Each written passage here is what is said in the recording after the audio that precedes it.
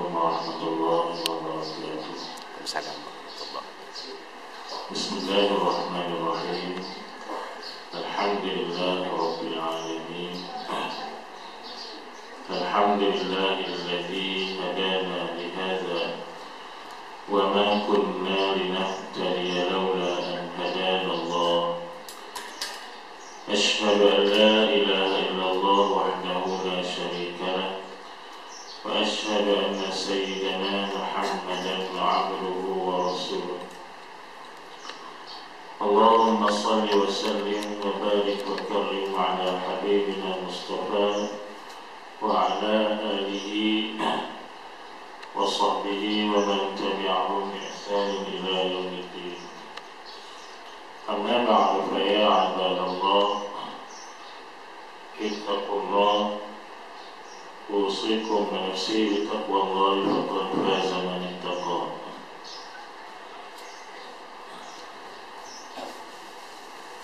Yang bahagia Dr. Maslan, Mak Puan, tuan-tuan guru, tuan-tuan haji dan hajah, al-fudala wal-kurama, sedang hadirin dan hadirat yang dirahmati oleh Allah Subhanahu wa ta'ala sekalian. Alhamdulillah, bersyukur kita kepada Allah Subhanahu wa ta'ala. Allah Subhanahu wa ta'ala masih memanjangkan umur kita sampai ke hari ini. Kita berada di dalam bulan Sya'ban yang mubarak, dan hendaklah kita berdoa supaya Allah Subhanahu wa ta'ala memanjangkan usia kita untuk bertemu dengan bulan Ramadan yang mubarak. Nabi kita sallallahu alaihi wasallam memang telah menggunakan uslub ini, tuan-tuan dan puan, yang dinamakan uslub tashwiq, pendekatan untuk menarik minat para sahabat supaya mereka ternanti-nanti akan kedatangan bulan Ramadan. Maka Nabi kita sallallahu alaihi wasallam bila datang bulan Rajab lagi, baginda telah berdoa, Allahumma barik lana fi Rajab wa Sya'bana wa balighna Ramadana. Ya Allah, berkatkanlah kami pada bulan Rajab dan pada bulan Sya'ban, wa balighna, dan sampaikanlah kami kepada bulan Ramadan. Maka para sahabat bila mendengar doa Nabi sallallahu alaihi wasallam merasakan bahawa Nabi sendiri berdoa supaya dapat bertemu bulan Ramadan, dan Nabi kita sallallahu alaihi wasallam telah beritahu tentang banyak kelebihan Ramadan, sehingga sahabat ternanti-nanti, bertunggu-tunggu dan membilang hari untuk bertemu dengan bulan Ramadan. Walau bagaimanapun, tiga bulan ini adalah bulan yang mulia. Bermula daripada Rajab, yang di dalamnya ada satu peristiwa besar yang berlaku kepada baginda sallallahu alaihi wasallam,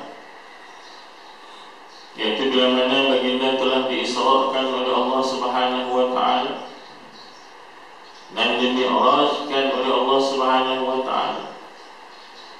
Dan dalam bulan Sya'ban ini juga ada satu peristiwa besar. Ada malam yang mulia, yaitu malam nisfu Sya'ban. Hari ini 10 kan? Tak berapa hari dah kita akan bertemu dengan malam nisfu Sya'ban. Jangan fikirlah pula malam tu kan spare untuk malam ibadah. Kalau kita boleh spare untuk hari lain, kenapa tidak boleh untuk hari itu? Dan tuan-tuan dan perempuan dalam hati Allah sekalian, tadi doktor beritahu 2 orang pengkuliah kita nanti akan membicarakan tentang ayat Ramadan. Tak apalah saya ghostan belakang sikit. Saya nak membicarakan tentang hikmah Isra dan Mi'raj Nabi sallallahu alaihi wasallam. Bila mana Allah Subhanahu wa taala menyebut pada ayat pertama suratul Isra, A'udzu billahi minasy syaithanir rajim. Bismillahirrahmanirrahim.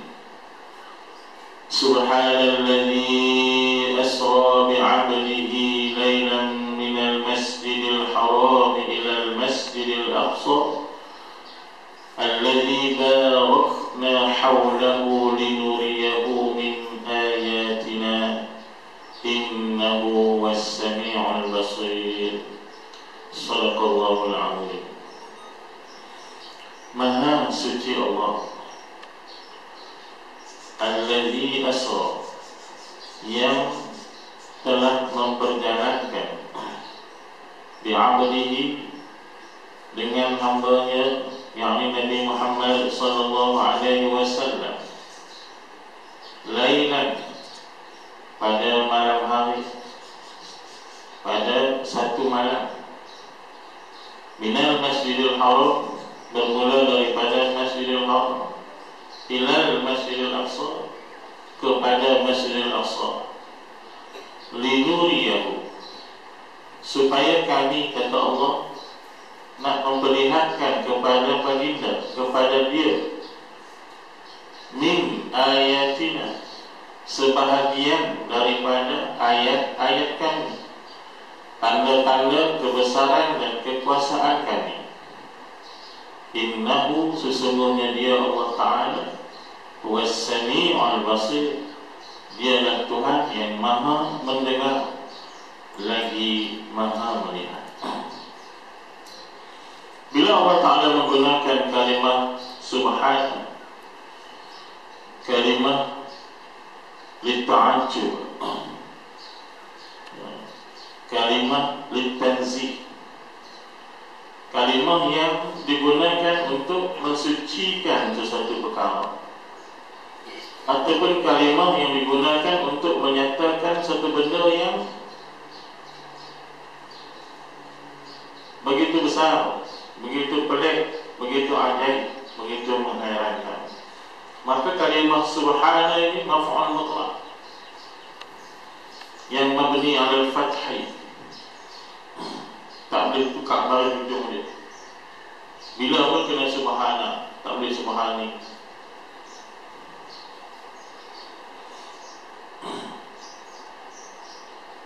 Allah Subhanahu wa ta'ala nak menyatakan sesuatu benda yang di luar kemampuan pemikiran manusia, yang jika sekiranya mereka tidak beriman kepada Allah Subhanahu wa ta'ala.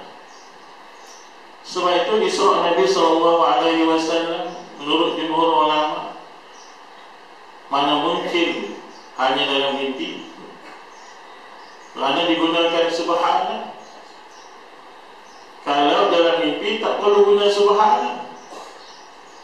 Maha suci Allah, maha suci Allah yang memperjalankan Nabi SAW, yang perkara ini tidak boleh dilakukan oleh manusia biasa, yang boleh memperjalankan hanya satu malam daripada Masjidil Haram ke Masjidil Aqsa, kemudian dalam cerita lain dinaikkan pula sehingga ke Sidratul Muntaha. Mana boleh kerja manusia, tuan-tuan dan puan sekalian. Peristiwa besar yang berlaku dalam hidup baginda Nabi SAW, ceritanya sampai sekarang masih lagi segar dalam ingatan kita. Tapi tuan-tuan dan puan, yang kita nak ambil itu hikmah dia. Dan hikmah ini digali oleh para ulama daripada dulu sampai hari ini, tak habis-habis. Cumanya para ulama mengatakan di antara 3 asbab besar kenapa Nabi kita sallallahu alaihi wasallam diisrakan Allah Subhanahu wa taala dan dimi'rajkan? Pertamanya kerana kata para ulama liidkhalis surur ila Nabi sallallahu alaihi wasallam, untuk memasukkan kegembiraan ke dalam diri Nabi sallallahu alaihi wasallam setelah berlakunya peristiwa-peristiwa yang sangat mendukacitakan Nabi kita sallallahu alaihi wasallam. Pertama, untuk liidkhalis surur, memasukkan kegembiraan, untuk menunjukkan, menghiburkan Nabi sallallahu alaihi wasallam. Itu yang pertama. Kematian bapa saudaranya, kematian isteri dia, tak. Itu perjuangan Islam. Orang yang dulu tak ada, pergi. Orang yang kuat membantu, diambil oleh Allah Subhanahu wa taala. Nak meneruskan perjuangan yang begitu sukar, penentangan yang begitu hebat daripada Arab Jahiliyah, temenung Nabi sallallahu alaihi wasallam. Kita pun begitu juga, bila berhadapan dengan suasana yang sukar begini, temenung juga nak meneruskan satu perkara yang begitu hebat dalam kehidupan. Baru terkandah Allah je atas gunung Barak. Kira betul. Duduk Madinah, saya ingat murah kan belanja di sana. Di package tak apa, sendiri. Hotel semalam bukan hotel semalam 400 hotel Islam. Makan ini sambil kepala. Tapi yang berlaku kepada Nabi kita sallallahu alaihi wasallam lebih hebat daripada itu. Dan yang keduanya, kerana kefarduan sembahyang yang Allah Subhanahu wa taala nak fardukan kepada kita umat Nabi Muhammad sallallahu alaihi wasallam. Dan yang ketiganya, kerana Allah Subhanahu wa taala nak memperlihatkan kepada Nabi ujian-ujian kepada umat Nabi Muhammad daripada zaman dia sehinggalah ke akhir zaman. Nabi nak tunjuk, Allah Ta'ala nak tunjuk kepada Nabi kita ujian-ujian yang bakal ditempuh oleh umat Nabi Muhammad sallallahu alaihi wasallam sejak dari zaman Nabi sampai zaman kita hari ini. Apa ujian-ujian yang bakal ditempuh oleh kita, supaya kita bersedia, supaya kita mengambil peringatan daripada peristiwa-peristiwa yang diperlihatkan kepada Nabi sallallahu alaihi wasallam. Tuan-tuan, kalau saya tanya, kenapa Allah Ta'ala fardukan 50 waktu sembahyang mula-mula? Kenapa? Dan kenapa dia tak terus beritahu 5? Agak-agak jawab macam mana? Agak-agak kita nak beri jawapan bagaimana? Kenapa yang bila Nabi Muhammad jumpa Allah Subhanahu wa taala dan Tuhan ni, dia tahu Nabi Muhammad itu habibuhu, kekasih dia, wa khaliluhu, orang kesayangan dia. Kenapa terus bagi 50, tak bagi 5?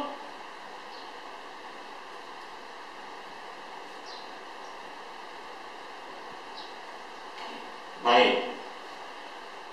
Di antara jawapan saya, tuan-tuan tak mau jawab, di antara jawapan saya pun berfikir bahawa ini tak jumpa jawapan yang betul-betul konkret. Kenapa? Yang itu di dalam pengetahuan Allah Subhanahu wa taala.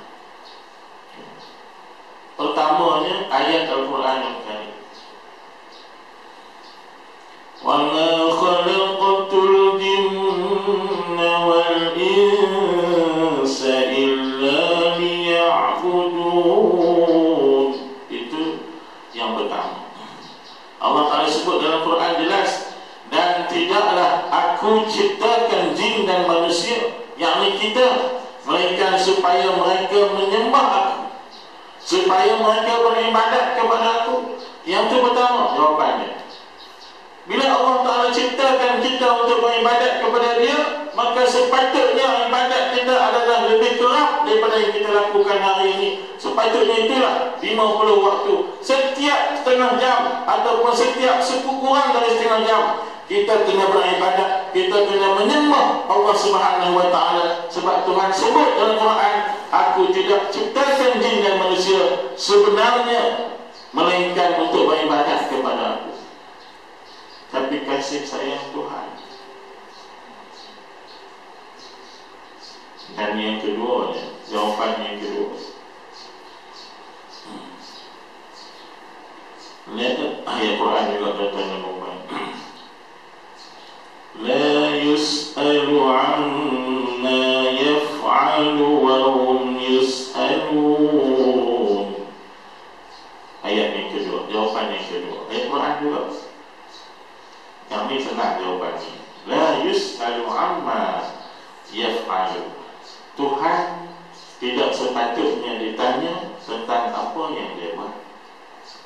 Wa hum yus'alun. Dan sebenarnya mereka lah manusia yang patut ditanya.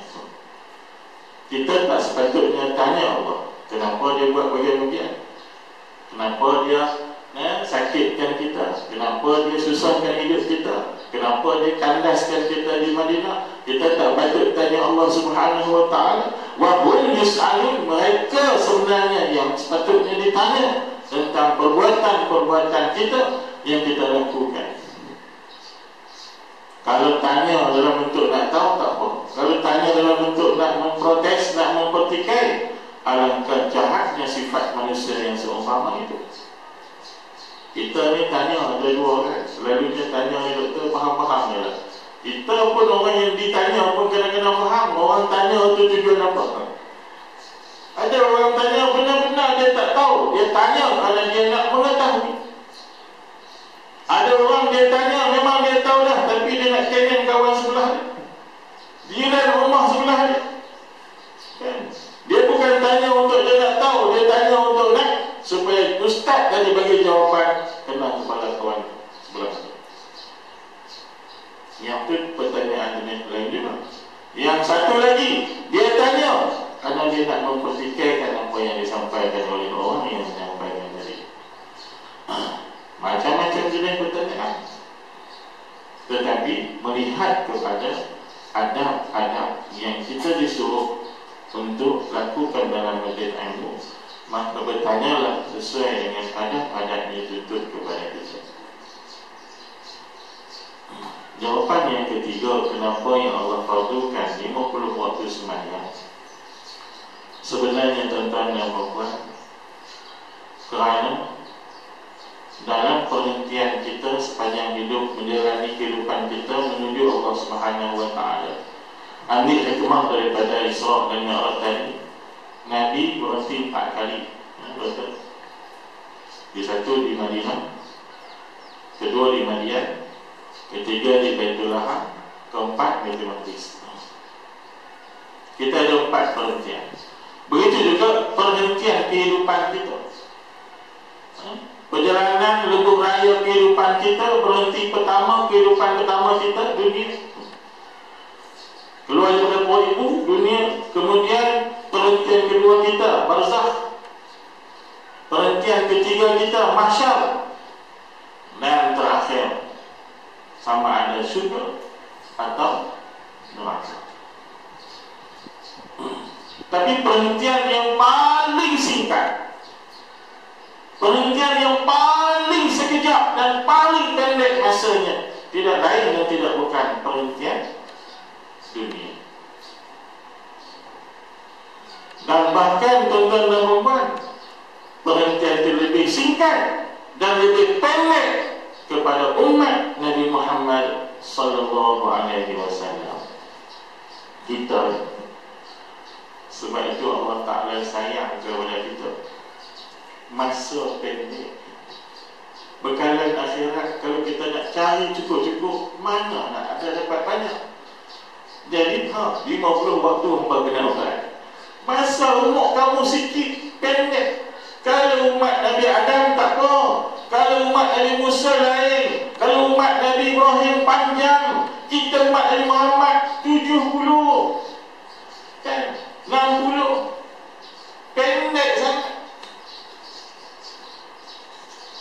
Sebab tu satu hari disebut dalam kitab seperti biasa, Nabi Musa alaihissalam dia lalu di satu perkuburan, dia tengok seorang ibu menangis, seorang perempuan menangis di sebuah perkuburan yang baru, kuburan yang baru. Dia tanya, wahai makcik, kenapa menangis? Makcik itu kata, anak saya meninggal. Anak saya meninggal dulu. Lalu Nabi Musa tanya kepada makcik tersebut, anak kamu meninggal umur berapa tahun? Lalu jawab makcik tersebut, umur 500 tahun. Umur 500 tahun masih muda bagi umat Nabi Musa. Saya rasa sayang baru berpisah dengan anak saya 500 tahun. Ya, tu lebih lagi lah maksudnya. 500 tahun meninggal menangis lagi. Kenapa? Merasakan anak dia mati muda. Jadi Nabi Musa nak pujuk makcik tu. Nabi Musa fikir, bagaimana aku nak pujuk makcik tadi yang menangis di atas kematian anaknya. Tuan-tuan, 500 tahun dia kata muda ni. Nabi Musa kata kepada makcik tersebut, Makcik tahu lah, ni 500 tahun umur anak makcik itu, syukurlah kepada Allah Subhanahu Wa Taala. Makcik tahu dah akan datang nanti umat satu Nabi yang namanya Nabi Muhammad Sallallahu Alaihi Wasallam. Umur mereka, dia kata cuma 60-70 tahun aja makcik. Ni umur anak makcik ni 500 tahun. Patut makcik dan berterima kasih, syukur pada Allah Subhanahu Wa Taala. Depa nanti lagi pendek umur anak-anak depa. Umur depa sendiri 70 tahun. Umur anak depa berapa? Nabi Musa nak menggembirakan hati makcik tu. Makcik tu tanya balik Nabi Musa, ya ke? Sungguh ke? Ya, benar. Umur mereka lagi pendek daripada umur kita, kata Nabi Musa kepada makcik tersebut. Lalu makcik itu kata, wahai Musa, kesiannya pendeknya umur mereka nak buat amalan macam mana ni? Kan? Sempatkah mereka buat bekalan untuk akhirat? Sempatkah mereka buat amal ibadat 60-70 tahun saja? Mereka nak boleh buat banyak mana ni? Lalu kata makcik itu lagi, kalau saya, wahai Musa, duduk di zaman mereka, rumah pun saya tak buat dah, dia kata, kerana rasa masa terlalu singkat. Saya duduk pada pisang, dia terus semayang sampai mati. Saya tak mau buat apa dah. Sebab apa? Masa pendek sangat. Makcik itu kata kepada Nabi Musa, kalau saya duduk jadi umat Nabi Muhammad, umur tambah 70, saya tak buat apa dah. Saya cuma duduk ibadat sepanjang masa saya, kerana terlalu pendek rupanya umur umat Nabi Muhammad. Nabi Musa, makcik itu kata kepada Nabi Musa. Nabi Musa kata,